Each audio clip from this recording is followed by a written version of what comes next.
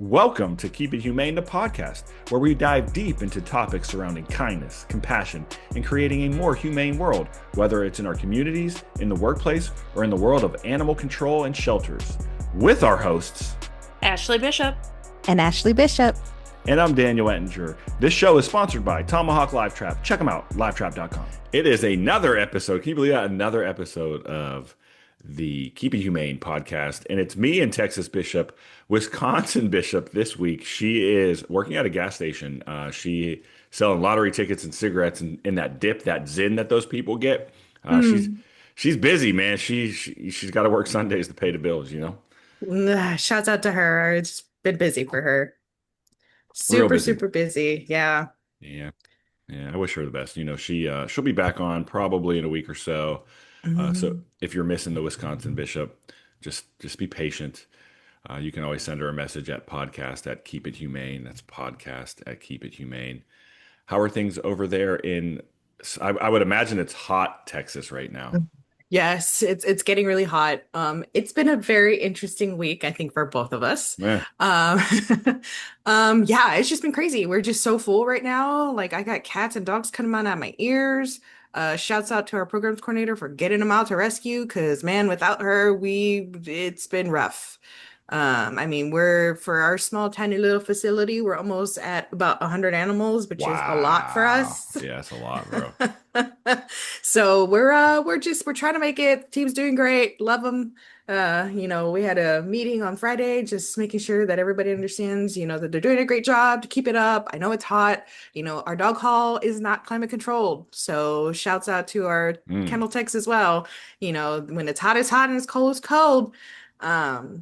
But yeah, it's just been nuts. How's the weather for you? Not that I really want to know. Well, so here's the thing, and tell me if I'm wrong. I don't know if I like the weather where I live. And hear me out, because I thought I was moving somewhere sunny Southern California. I live so damn close to the Pacific Ocean. Like last night, I got home at 6:30 p.m. and it was 71 degrees out, and I had to have a light hoodie on.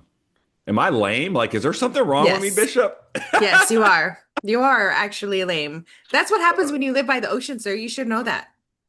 I'm like, I want 85 every day. Or is that too hot? Is that too hot? Well, I mean, I'm so used to the humidity at 85, so it's really 100 degrees. So does it really count here in Texas? No. Yeah. Maybe 78 every day would be perfect. There you go.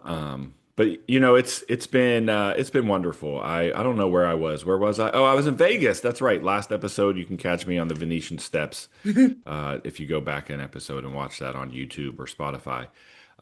That was hot. When I got there, it was 105 degrees. Ugh. Yeah. Yeah. I'm not a fan, dude. I can go to Vegas probably for 2, maybe 3 days tops. My buddy, I hope he's listening. I think the number is 1-800 Gamblers Anonymous or some shit. He needs some help. I love him, but he needs some help, bro. Calling him out on the podcast. Sir. Yeah, get you some help, bro. Get 1-800 Gamblers, whatever it is, Gamblers Assistance. There's got to be some program for him, because that shit is real, bro. I'm out there. I'm scared to spend $1. I'm like, let's cash out. We'll put $100 in the machine. We'll be up 101. I'm like, we're good. $100. We'll split 50 cents, bro. I'm good. I am good.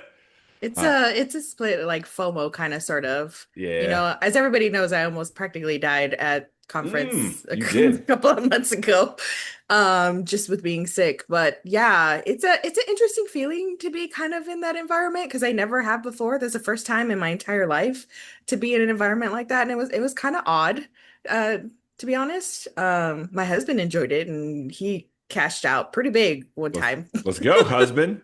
But yeah, it was beautiful weather for me in Vegas. April, shouts out to Vegas in April, because it's beautiful. It's a cool place, and I enjoy I'm such an explorer that I enjoy that aspect. And we had some fun. We rode the bus. We went up to Fremont. I got to go to my favorite place of all time, which is Pawn Stars, the TV show. I wanted to go see that. So no, it was a good time. It was a good time. Make sure you check out keepithumane.com, our website. That is keepithumane.com. There'll be some updates coming soon. I'm going to start putting all the cat tattoo challenge thing up there, make it its own little space. So stay tuned for that. That'll be fun. Don't forget to Great. check out Tomahawk Live Trap. They're celebrating their 100th year in business.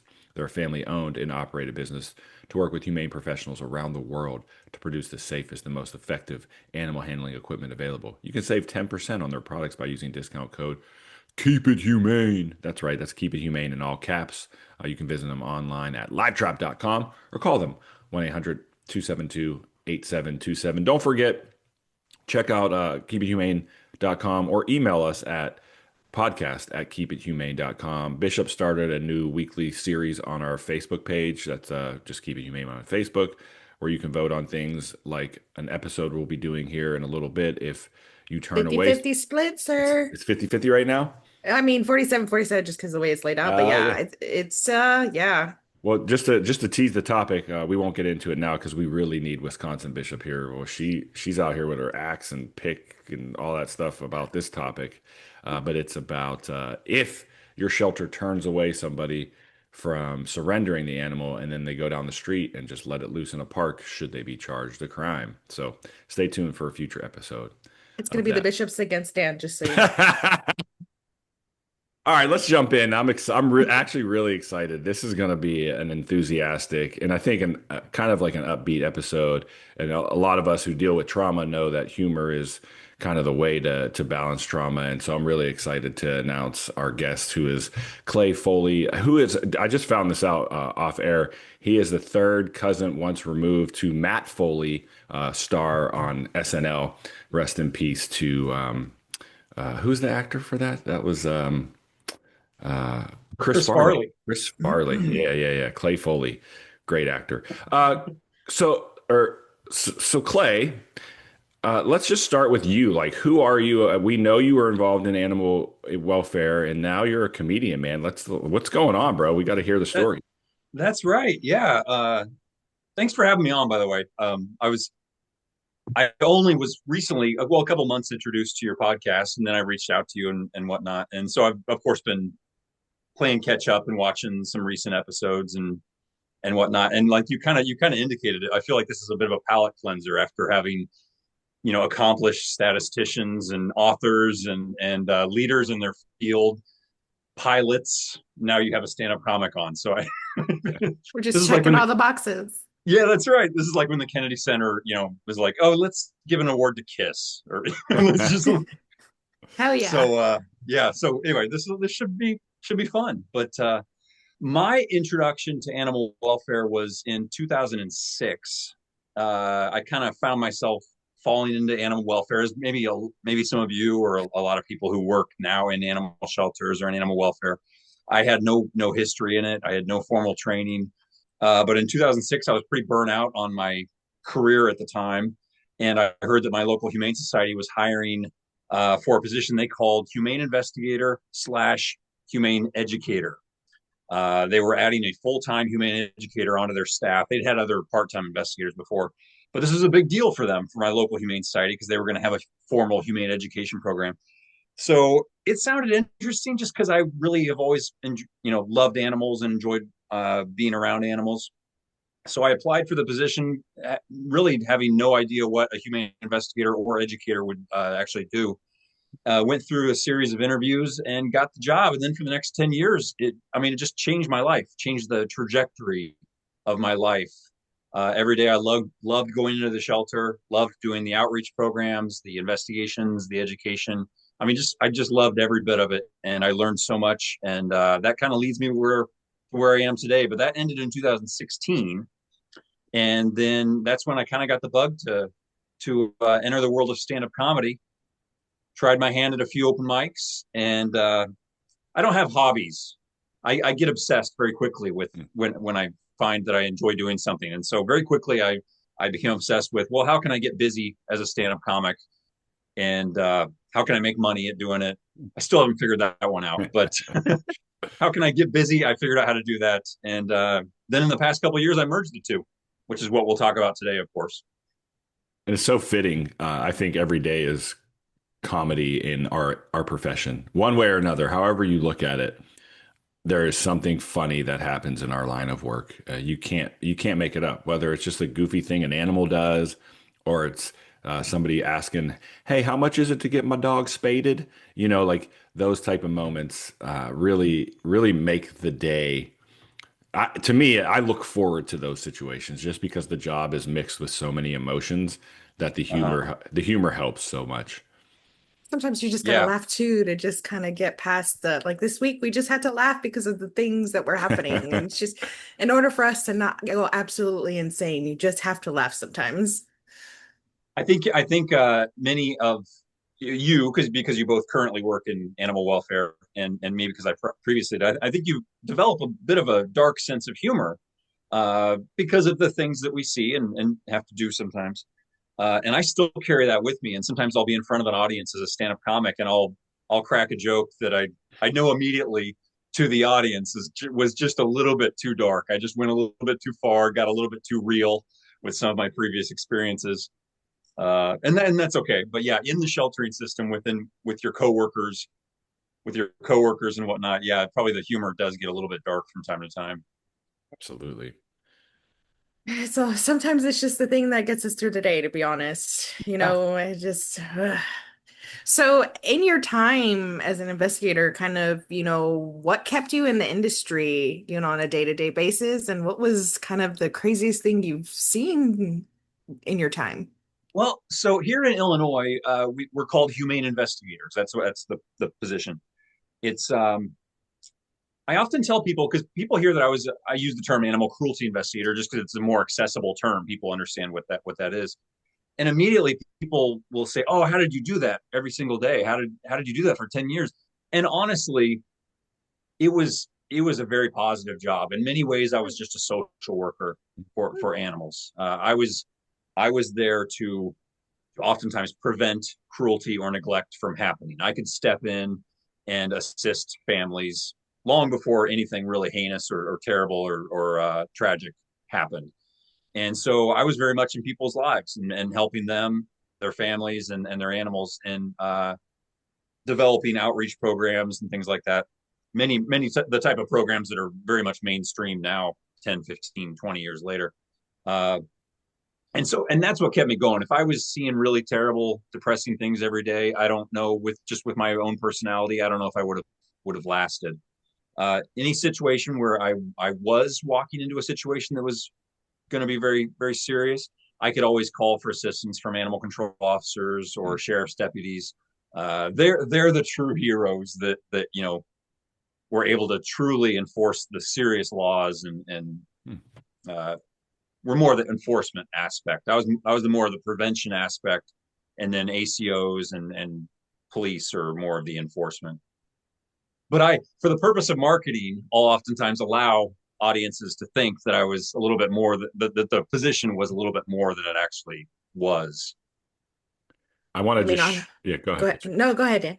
I just want to share like a moment in my career where because there's so many funny moments and you want to think back on like where was that impact or that moment of laughter and I share it because I think it's due for this type of podcast that we're doing in comedy and it was early in my career I would say probably the first 6 months and one of my mentors who has since changed careers kind of did his own thing Ken Stupak awesome guy, man. He worked in LA for a while and then he was the supervisor in Adams County, Colorado, where I worked as a temporary ACO. It was like a summer position kind of thing.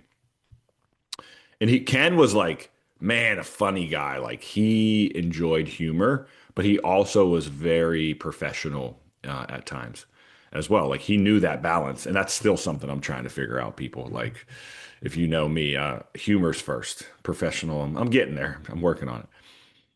And Ken was basically, doing his ride-alongs with me, making sure that I could do the job. And we go to this call for a complaint of like a dog always at large. And we roll up to the scene, and there was like a group of kids out, and there was a dog there, and the dog was not on leash, but it was like, in the air, it was controlled, if you will, like in the area where the kids were, like right by their front lawn, etc. And the RP, an older woman, came over and stopped our truck, and she wanted to like add to the complaint. She was the RP, right? So she stops and she's at the passenger side where Ken is sitting. I don't know why I said it that way. Sitting. Ken is sitting. And she's like starting to point to the kids. They're there. They're so horrible. They're so mean. Look what they did to me. And she literally like takes this piece of paper and hands it to them, or hands it to Ken, I'm sorry. And on the piece of paper is a stick figure drawing of an old lady, and it says "You stink" with stink lines coming up. And I lost it. I literally had to turn away from Ken and the old lady, and I am cracking up. Like if you could, I was bright red to the left side of the vehicle, and he's over there as polite and professional. And I asked him how he did. I was like, Ken, how, like when we left this scene, I'm like, how did you not lose it? And he just said, Daniel, sometimes you have to remain professional in situations like that. And I was like, oh my God, that was the funniest moment ever in my career. Maybe not ever, but that's one of the most like impact moments as far as humor that I'll never forget. It was wonderful. I get it. Do you have, Clay, do you have a moment that was just like, I am going to turn this profession into comedy? There is one moment that I've from time to time I'll tell this on stage. I found myself in the home of an older woman who had told me that she had trapped a wild bird had flown into her home. She had trapped it in a spare bedroom, and it was driving her crazy for like 3 days. It had been trapped in her spare bedroom, just chirping, chirping, chirping incessantly. And as a humane investigator, as working at the animal shelter, I didn't do much with wildlife, but I thought to myself, this is just a bird. I can go let it out a window or catch it in a net or something like that. Surely I can just take care of this. Long story short, I went over to her home. She invited me in. I was all prepped I got my net and my gear and everything. I went into the spare bedroom, shut the door behind me, and a smoke detector chirped above my head. And swear to God, it sounds like it was just written for television or for an episode of All Creatures Great and Small or something. But did you change the battery for her? I certainly did. I sure did. Sure did. Also asked if she had any family members because it was kind of obvious that she was in the early stages of you got any family members, got any sons or daughters that come over and check on you? But that was one of those very, very humorous moments where it's like, this has to be written in a book or on screen or something, like those types of moments. And the funny part about that is years ago, I was putting together a PowerPoint for classes that it's called Humane Humor. So it talks about humor in our profession. And when I did that, I was polling animal control officers, and sure enough, somebody shared that story. Really? Very similar, yeah. Mm-hmm. Yeah. It's a universal experience, I suppose. Yeah, enough. Yeah. You go into people's homes enough times. Yeah. Honestly, my husband's a 911 dispatcher and he works nights. So he funnels the calls for my agency too sometimes, and the stories that we hear, or our officers show up and they're like, we swear it's a 10-foot snake and it's under my bed. I can't find it. And I think here recently, one of our officers, it was a pair of panties. So, Wow. mm-hmm. The things people think they see at night. Yeah, absolutely. And it's wild because like I said, I started performing in 2016. Got up at a couple open mics. I had really no previous knowledge. I mean, I knew of stand-up comedy. Obviously, I've heard Bill Cosby records and I'd seen comics on Letterman and whatnot, but I'd never been to a live stand-up show. It never crossed my mind that it was something people really did, that regular people did. And so in 2016, amid kind of a midlife crisis, and my first marriage was ending. I was kind of just a lot of things happening in my personal life. I went to a couple of open mics at a local bar and saw the comics perform. And I'm like, I think I can do that. Like, I want to do that. That kind of got me going. And then I started performing, and my material is very autobiographical. So I'll just talk about whatever it is that's happening in my life currently.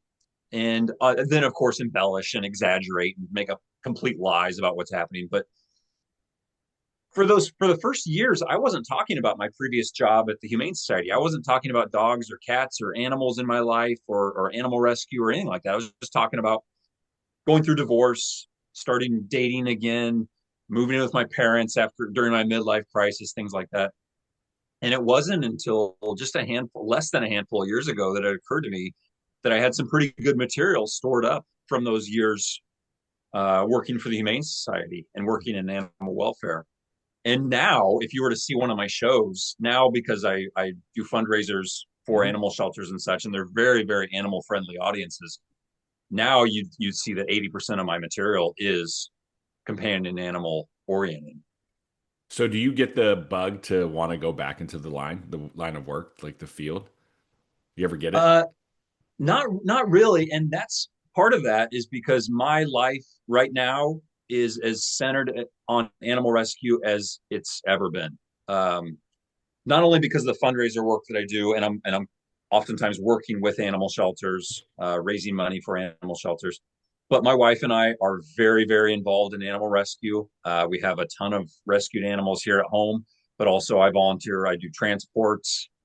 My wife's on the board of our local humane society. There's all kinds of different volunteer activities that I could describe to you. So I feel like I'm totally entrenched in animal rescue as I was when I was even working for the animal shelter from '06 to 16. It's just our lives. We have no kids. Our whole life just kind of centers around animal rescue and animals. We're home oftentimes. So right now I've got animals at my feet, in the room, much like both of you probably. I can look in this room and find a half dozen critters. And so it's just very much what my life is every single day, whether I'm getting paid to do it or not. Working in an animal shelter, animal rescue is just every day for me.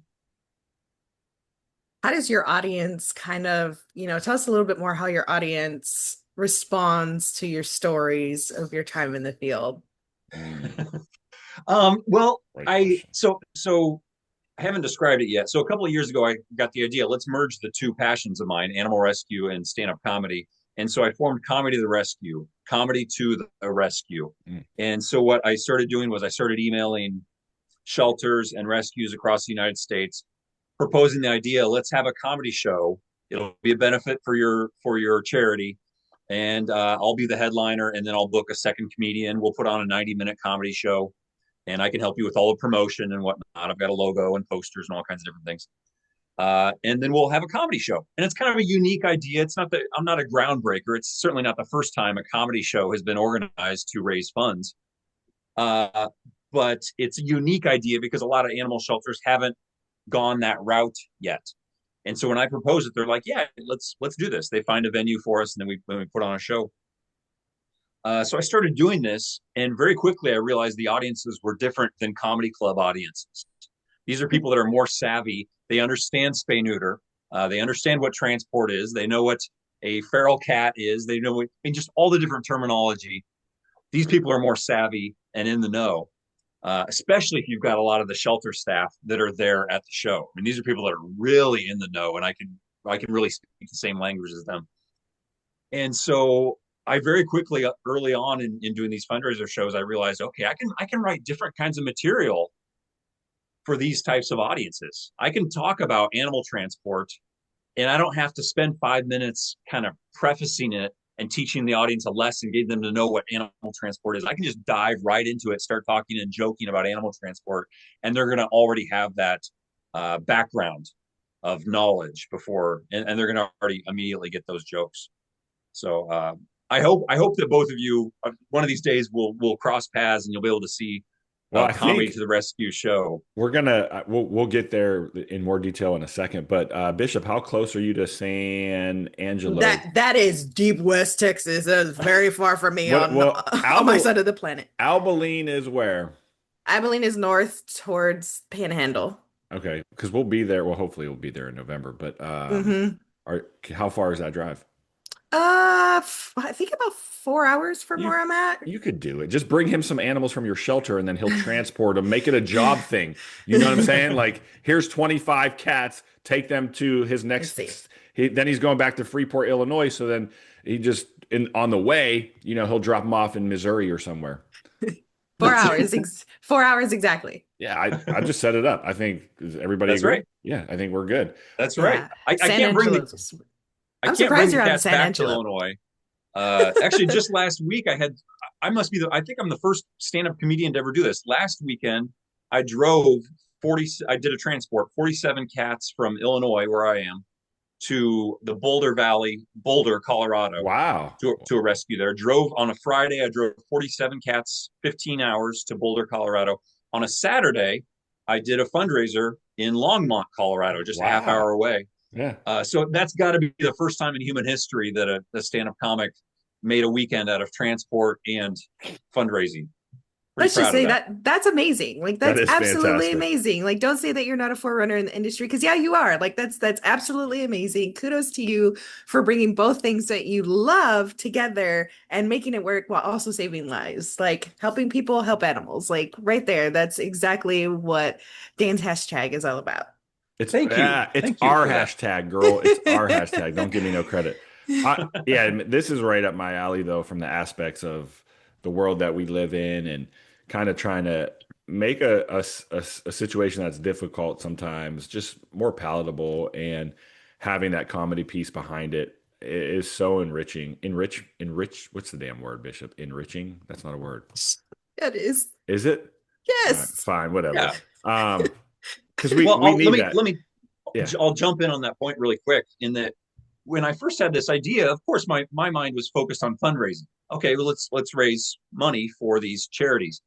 And then as I started doing it, I realized that there were two other benefits to these comedy show fundraisers that we do.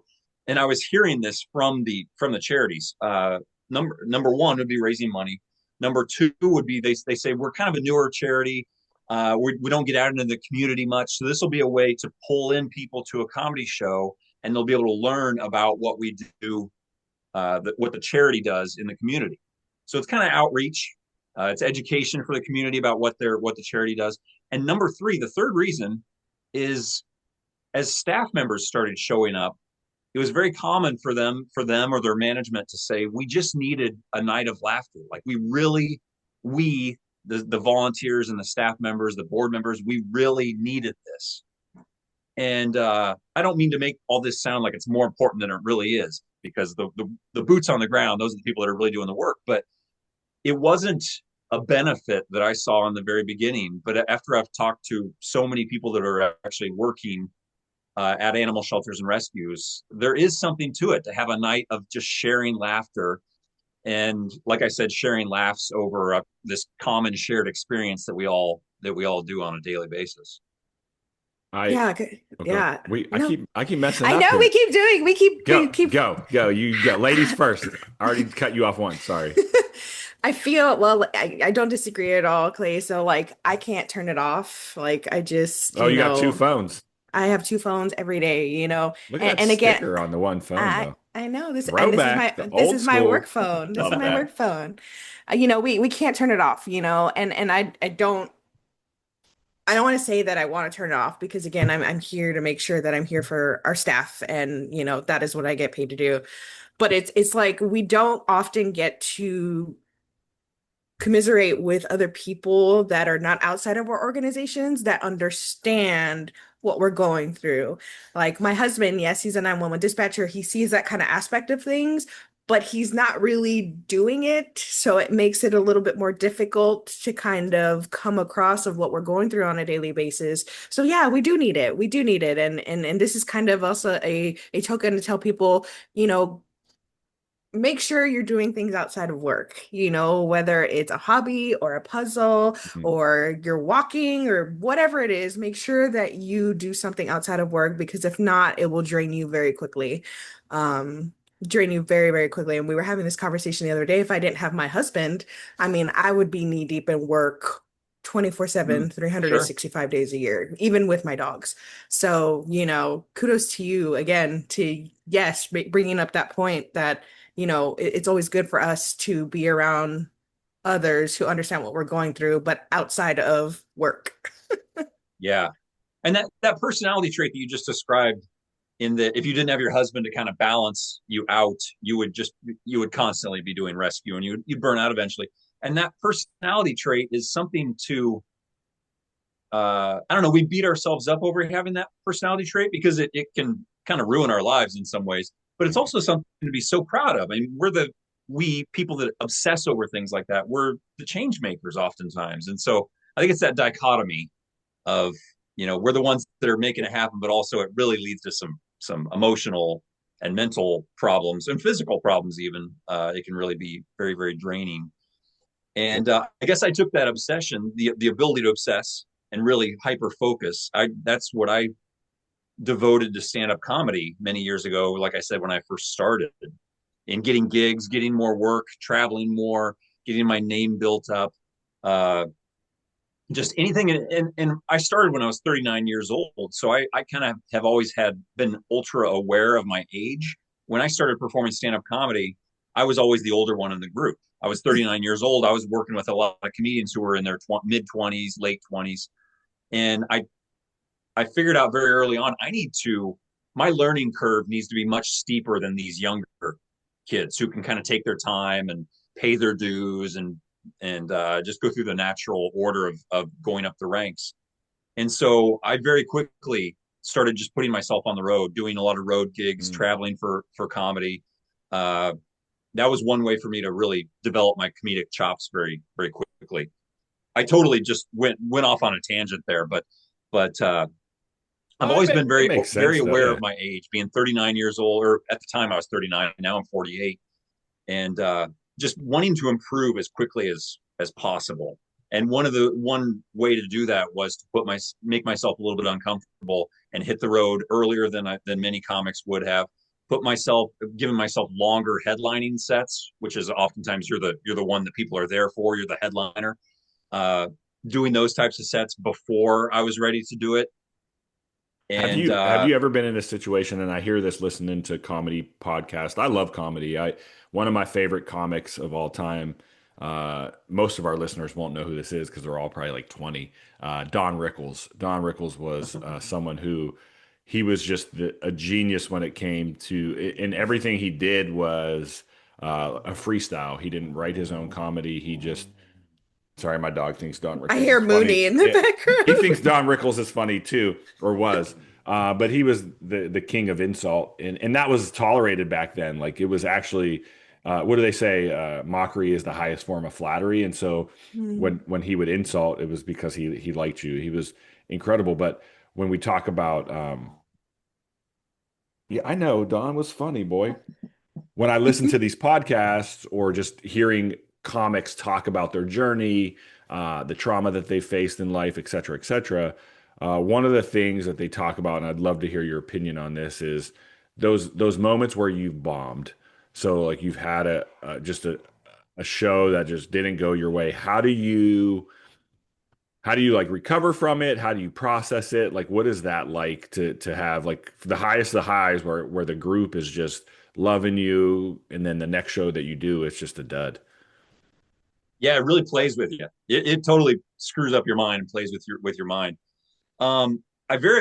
Speaking of bombing, or speaking of just the audience not reacting to what it is you're saying, it's funny because we all go into stand-up comedy, and in our minds, we're used to making our coworkers laugh, or our family members laugh, or our spouse laugh, and we think, oh, I do that all the time. And so you write a few jokes in your mind. As you're writing those jokes, you hear the audience laughing. You just expect the whole audience is just going to be on board with you, everything you're thinking.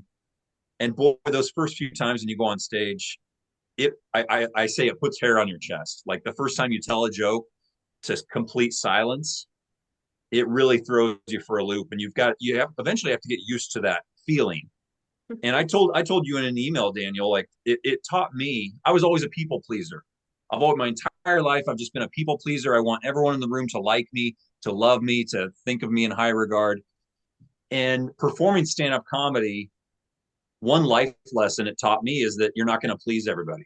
You're just not going to be the flavor for everyone, and you have to accept that and just keep moving forward. And that's a tremendous life lesson, right? Sure. Well, I still, of course, every comedian still struggles with that because we want everyone to enjoy everything that is we're saying. But it doesn't bother me nearly as much today as it did 5 or 10 years ago when an audience wouldn't react to what it was that I was saying. It's not the end of the world. These people they won't laugh at me. They go home at night, they forget all about me, and they carry on with their lives, it's not the end of the world. They're not they dwelling on it still the way paid I to am. see you. They still paid to see you. So My social anxiety could absolutely not. hey, Ashley, I'm totally flirting with this idea. Clay is giving me motivation like a mofo. Oh, I think you would be great in this Oh, industry. stop. What are you talking about? I'm so scared. I've done, obviously I've done several thousands of hours of public presentations in our field, but there's something about I don't know. Maybe I'll try. Maybe I'll try. Maybe I'll try. Well, after performing stand up for so long, I mean, stand up, you get the response, right? If you're doing well, you get an immediate response from the audience telling you that you're doing well. My sister is a pastor. She's a Methodist pastor. Okay. And I've of course attended her church services, and I'll watch her give a 20 to 30-minute sermon. And I don't know how she does it. And public speaking, of course, Daniel, you do a lot of public speaking. Ashley, I don't know about, I'm sure you do. You've done some, perhaps. Yeah. It's foreign to me now how you can get up and talk for 20 to 30 minutes or more and not hear the response from the audience. Like, that's so strange to me. Well, when I do speak, I literally try to make it as interactive intentionally. I want the group to provide their own insights.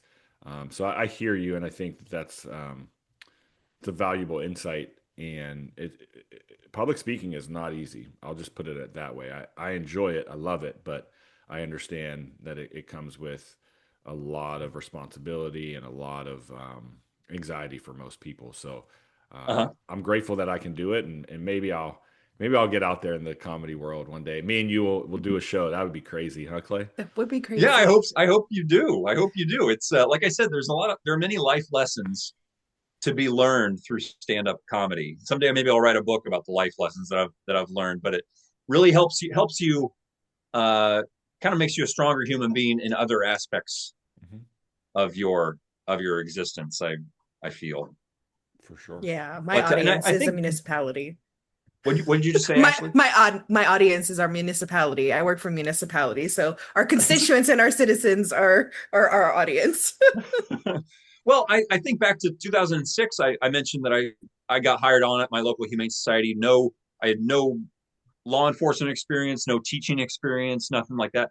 And I wonder what the people that hired me, I wonder what they saw in me was my ability to just kind of talk to people and relate to them and make them feel at ease as I'm talking with them. And they said, this guy can learn about he can learn the law, he can learn about humane education and how to develop education programs and such. But what he already has is the ability to just look someone in the eye and relate to them and be likable and talk to them. And Ashley, you have that, like you just indicated. People in your community are able to talk to you, and they're not put off by you. You're able to relate to them, all types of different people. And I guess that's what they saw in me in 2006. And then, of course, I just learned the job through experience. And that's one of the most, to me, one of the most important factors when hiring somebody to do this job, whether it's a cruelty investigator or it is a animal control officer, because this job is 80% people.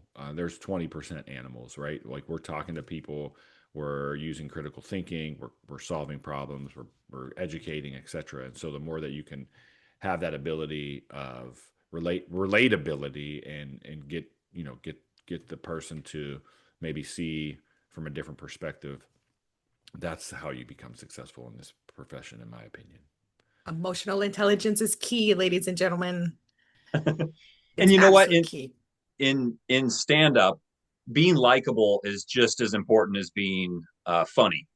Like, it really is. You can write some of the best crafted jokes, really super witty, clever jokes, but if the audience doesn't really like you and they don't feel like they're on the same team as you, they're not going to find it as funny unless you're a total lampoon of your character is playing that of a jerk. Then when you do your bits, do you start off with "fuck Trump" and then "no, I'm just kidding, I like Trump," and then you get both sides? You're just like, we're good. That's what you should just do from now on. All right. Yeah. Well, it's true though. Hey, the climate in this world is crazy. Yeah. Real quick, we haven't had a chance to plug the website. So comedytotherescue.org, comedytotherescue.org. and I want people to go there and they can check you out on YouTube as well. What's your YouTube page? I think it's just Clay Foley. All right, Just search perfect. Clay Foley on YouTube. You might Yeah. get Matt Foley, and that's not a bad thing, but it's Clay Foley on YouTube. And then, man, this tour, dude, how are you? You are I on know, the it's road, insane. bro. Are you just I driving am. from city to like talk about this tour that literally is it already started the 12th? Well, it's starting in 4 days in Hmm. Decatur. That's Decatur, That's right. Illinois, and then West Virginia. You sure you want to go to West Virginia? Buddy, it's all over the place. And I say tour, but it doesn't mean all the dates are connected. Obviously, if you look at my schedule, you'll know that I travel on weekends and then I return home during the week. Okay. When I first started doing this, I was just reaching out to, I'm in Illinois, one that doesn't know. I was reaching out to any charities within 4 hours of me. And then very quickly I became impatient when those shelters and rescues weren't responding to my emails. I branched out, okay, 6 hours, 8 hours, 10 hours. And now I consider anywhere within 16 hours driving distance. And so yeah, if you look at my schedule, comedytherescue.org or clayfoley.com, I'm all over the place, and I absolutely love it. I enjoy traveling. I enjoy driving, and just working with all these different charities that I'm working with. It's so much fun. So yeah, I've been just in May. I was in California, Nevada. I've got Texas coming up, Colorado, Florida in September. Of course, all over the Midwest as well. So if there's anyone that works for a shelter, nonprofit, rescue, anything like that, no matter what your size, go to comedytherescue.org. It's really clearly spelled out what it is that I do, and please contact me because I'll give you right over email. I'll give you a price to travel to you, and we'll put on a show. I don't And make a penny doing this. I don't make money doing this. This is a nonprofit type thing. All I charge for are my travel expenses, which is oftentimes we're talking like he two flies fifty Spirit. to. He flies Spirit Airlines. It's cheap because like he needs the fuel from the airline. When you're on Spirit, you get all the funny stuff that happens. And I told that story on a few episodes ago. That's Spirit right. is there.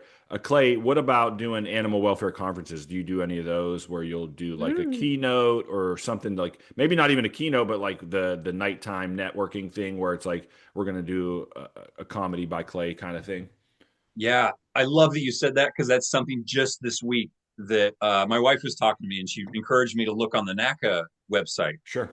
And because the NACA actually has they've got a nice little map on their website Hmm. that lists different conferences. And I'm like, of course, like why am I only focusing on like nonprofit shelters and humane societies? So much of my material, especially as there's more of an overlap between animal control and animal sheltering, so much of my material pertains to ACOs as well. So Sure. um, I'm going to be focusing in the next year. I'm going to be focusing more on conferences, both animal control and just animal Good. welfare, animal Yeah. sheltering. Yeah. I'd love to participate in some conferences. Yeah. Like you said, there's different ways that I could participate in Yeah. conferences, whether it's giving just a standard presentation or being a speaker at during a mixer at night or something like that. I think there's a lot of opportunity there, Hell and I think yeah. our paths will cross that way, Daniel, because I know I've seen your name on plenty of, as I look at conferences, I see your name quite a bit. Yeah, maybe. I don't know. See how many more I can get. Daniel's a little polarizing these days. No, he's not. Not Um, anymore. Clay, I don't know if we told you, but the floor is yours, man. Go. Yeah, it's time for a bit. That's what Don't they put him do on on this. podcast. Yeah, on radio. If he came on radio right now and this was like whatever radio station you're listening to, they'd be like, "Go." And like you get some time. You can. Oh man, I know better. During the pandemic, comedians were doing Zoom shows, Yeah. Yeah. and I'm deathly afraid of trying to get laughs Oh, it's so through hard. It's a so hard. Zoom. Yeah. So hard. Some comedians are still doing them. I don't know what they're gluttons for punishment, because even though everything's opened up now, some comedians still are gravitating towards Zoom for their shows, and bless their heart. I mean, do whatever pleases you. But that's something that I just couldn't get into. Do you have But a Do you have a favorite comedian? Do you have your Don Rickles, if you will? people ask me what are my influences. My comedic influences. go way back to when I was a kid. The Far Side, the single panel, The one strip, one yeah. panel cartoon. Far For Side, the people, wait, Golden really Age Simpsons. for the people listening, that's in a newspaper, and the newspaper used to have what they would call the funny section or the comic section, and he's talking about reading the comic piece. That's right. You said much of your audience are like 20 Yeah, they're probably somethings. 20s, so they're probably like the Far Side. They're thinking of the album. Anyway, go That's that's right. Simpsons, but the golden age of Simpsons when the like Conan the O'Brien is late writing for him 80s and and whatnot. 90s. Yeah. Yeah, early like The Onion. That really The just the Onion. Around. weird, strange, off the wall type of humor. That's what really was my introduction to comedy. And then, of course, but if you want names as far as stand-up comics, of course, I just like a lot of the big names: the Bill Burrs, the Louis Mm, C.K.'s, yeah. the Mitch Hedbergs. Mitch Um, Hedberg, the king of the one-liners, man. He yes, was phenomenal. Too bad we lost him at an early age. We yeah, lost a lot sure of good did. comics early on, man. Sure did. But because I started at a late age, much of my sense of humor was already formed before I really started intentionally listening to stand-up comedy. So for that reason, I think my what you see as far as my material goes, it's more like I said in the early when I was growing up as a preteen and teenager. That's when it all started for me. Very cool.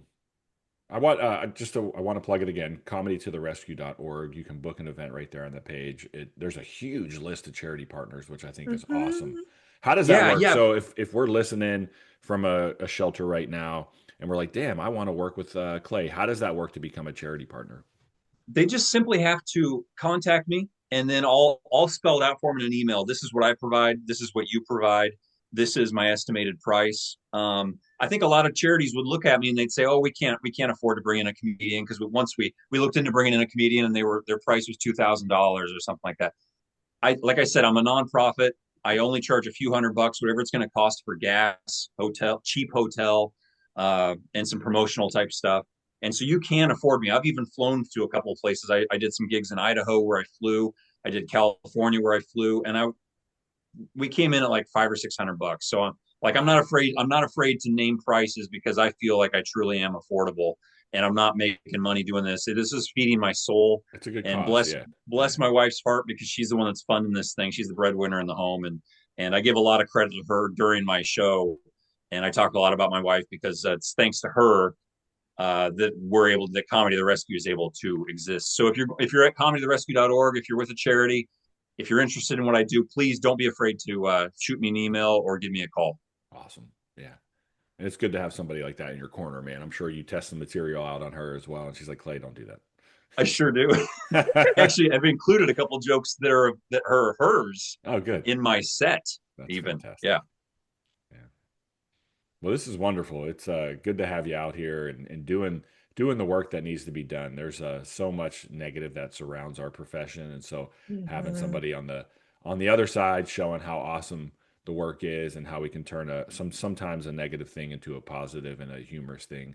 We all need a little bit of that rescue in our life. So appreciate yeah. that. Well, Yeah. what drew me to your podcast the first time I watched your podcast, within 5 minutes, Daniel, you were making some joke about being on a dog beach somewhere and a pit bull had run up and attacked your dog, and it was a shame because Mhm. the woman was attractive, She and you sure knew you was. couldn't date her. You couldn't date her because your two dogs wouldn't get along.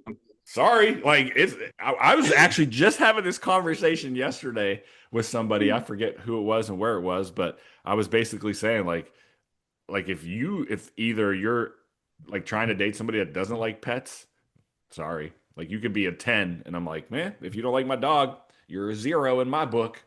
That's right. It's not going to work. Not Not going to gonna work. work. Yeah. My But I husband's a knew that six to both of three man. No, go I knew ahead, that Clay. both of you were very grounded and you had good sense of humor and you were very down to And earth. Very honestly, relatable stuff. I love it. that girl at the beach was fine. Like and you could tell too, like sometimes I can tell when like women are just like, and this is most of the times, they're just not that into you, or they're just like, get away from me, you creep. But No, it's this because Dan's looking in the wrong places. That's why. Don't, Clay, don't let him fool you. Dan's out here not just letting it happen. He's actively trying to force it. And it's she not working. she knows. We be talking offline. But this one, she had those eyes, those eyes when they like, what I'm talking about. Uh-huh. And then the dog attacked Mooney, and I'm like, you're lucky I don't call my department right now. have him come pick up your dog. But it wasn't like a vicious attack. It was just like, yeah. Anyway. No, I fight somebody. Mooney, I fight somebody. Yeah, Mooney, we got you. We got you, I bro. got you. I got friends. Well, Clay, this has been wonderful. I hope to, have you come back at some point if you're into it. And yeah, man, if there's a spot and a place and time where we meet up, that would be even better. And we really appreciate what you're doing out there. Hopefully, our listeners check out comedytotherescue.org. Please check out keepithumane.com. And what else you got for him, Bishop?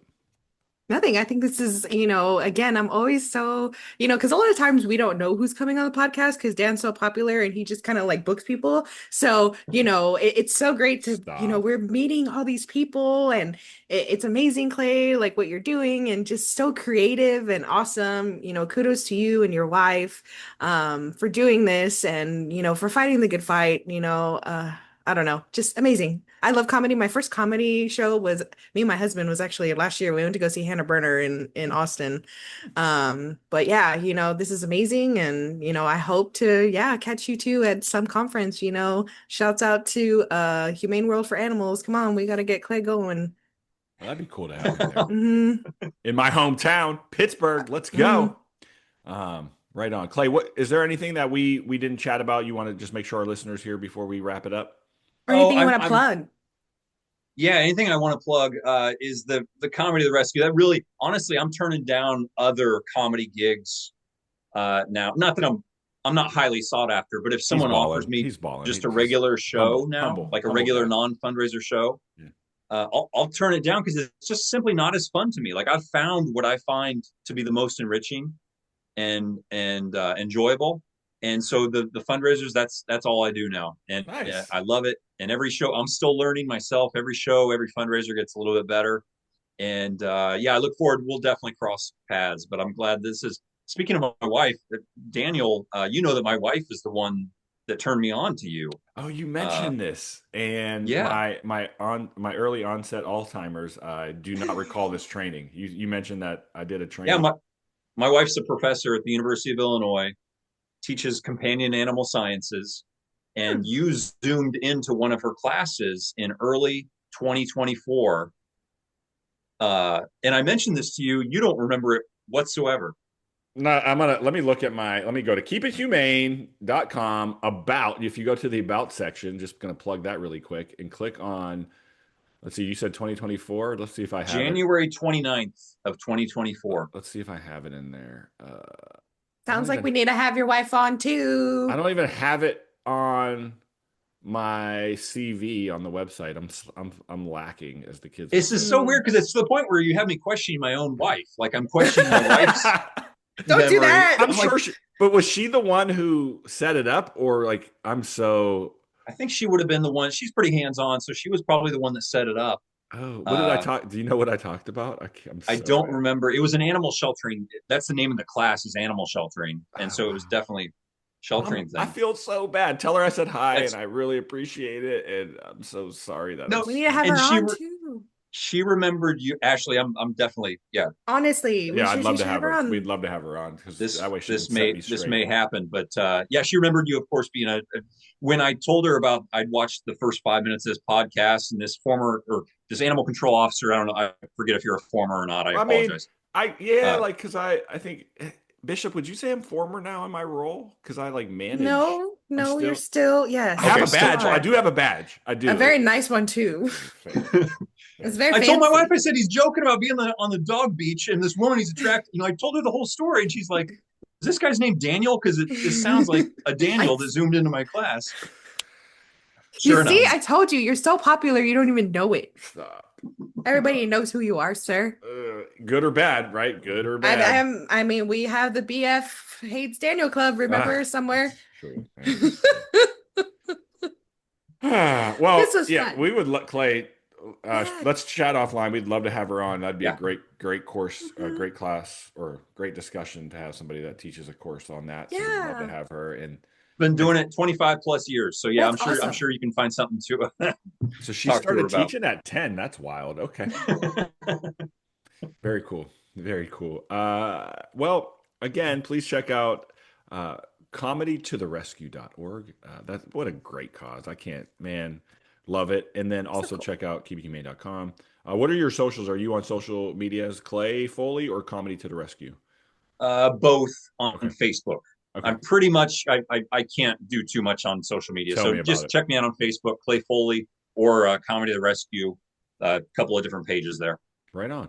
Well, we Yeah. want to thank our listeners. As always, we like to say, let's continue to help people. Help animals. And